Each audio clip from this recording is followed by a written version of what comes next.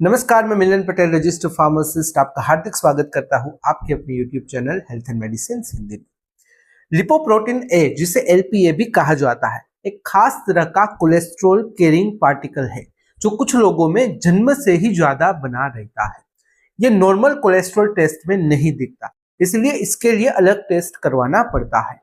LPA शरीर में जितना ज्यादा होता है, हार्ट अटैक और स्ट्रोक का रिस्क उतना ही बढ़ सकता है, भले ही आपकी बाकी रिपोर्ट्स बिल्कुल नॉर्मल हो। इसीलिए डॉक्टर इसे हिडन रिस्क फैक्टर भी कहते हैं। तो आइए इसके बारे में थोड़ा विस्तार से समझते हैं। सबसे पहले समझते हैं कि इस टेस्ट का पर्पस क्या होता है। एलपीए टेस्ट तब करवाया जाता है जब किसी व्यक्ति में हार्ट डिजीज का रिस्क बिना किसी ऑब्वियस रीजन के ज्यादा दिखाई दे, जैसे कि कम उम्र में हार्ट अटैक, फैमिली हिस्ट्री में यंग हार्ट प्रॉब्लम्स, या कोलेस्ट्रॉल नॉर्मल होने के बावजूद भी सिम्टम्स यानी कि लक्षणों का दिखना। क्योंकि एलपीए जेनेटिक फैक्टर है, इसलिए डाइट बदलने से या फिर एक्सरसाइज करने से इसकी लेवल जास्ती नहीं बदलती। इसी वजह से डॉक्टर इसे एक बार चेक करवाते हैं ताकि आपका रियल हार्ट रिस्क समझा जा सके। आइए समझते हैं ये टेस्ट काम कैसे करता है। यह एक सिंपल ब्लड टेस्ट है। इसमें आपकी नस से थोड़ा सा ब्लड लिया जाता है और लैब में मेजर किया जाता है कि आपके खून में एलपीए यानी कि लिपोप्रोटीन ए कितनी मात्रा में है। टेस्ट के लिए फास्टिंग की जरूरत नहीं होती, आप नॉर्मल रूटीन में भी इसे करवा सकते हो। रिपोर्ट में एलपीए एमजी पर डीएल या फिर नैनोमोल पर लीटर में लिखा होता है और डॉक्टर उसी के आधार पर बताते हैं कि आपका रिस्क नॉर्मल है, बॉर्डरलाइन है या फिर बढ़ा हुआ है। आइए समझते हैं इस टेस्ट का रिजल्ट इंटरप्रिटेशन कैसे होता है। अगर आपकी एलपीए लेवल कम है तो यह अच्छी बात है और हार्ट डिजीज का रिस्क कम माना जाता है। अगर लेवल काफी ज्यादा हो तो इसका मतलब है कि आपको फ्यूचर में हार्ट रिलेटेड प्रॉब्लम्स का रिस्क बढ़ सकता है। भले ही आपका एलडीएल यानी कि लो डेंसिटी लिपोप्रोटीन या फिर ट्राइग्लिसराइड लेवल ठीक हो, हाई एलपीए का इलाज सीधा किसी मेडिसिन से नहीं किया जाता।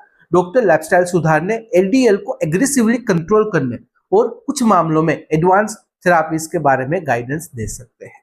आइए समझते हैं इसकी नॉर्मल रेंज के बारे में।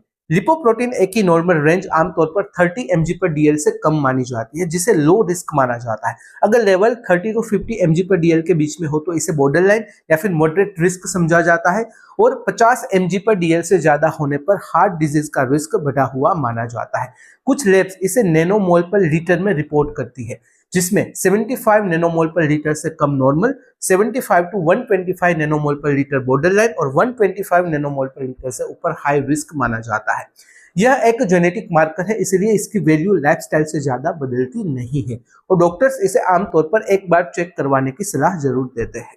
आइए समझते हैं कि इन सब बातों का क्या कंक्लूजन सामने आता है। तो कुल मिलाकर लिपोप्रोटीन ए यानी कि एलपीए टेस्ट एक छोटी सी जांच है, लेकिन हार्ट हेल्थ के लिए बहुत ही बड़ी जानकारी दे देती है।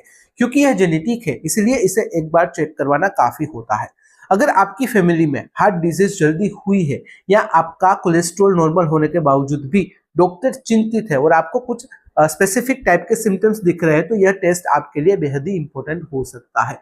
अर्ली नॉलेज से फ्यूचर रिस्क को काफी हद तक कम किया जा सकता है। तो यह थी सामान्य जानकारी लिपोप्रोटीन ए यानी कि एलपीए टेस्ट के बारे में। अगर इस वीडियो से रिलेटेड कोई भी सवाल है, कमेंट में बेझिझक पूछ सकते हो। कमेंट में अगर आप अनकंफर्टेबल हो, डायरेक्टली मुझे मेल कर सकते हो qa.ham@gmail.com पर। तो फिलहाल इस वीडियो में बस इतना ही। आज का वीडियो ध्यान से देखने और सुनने के लिए आपका धन्यवाद।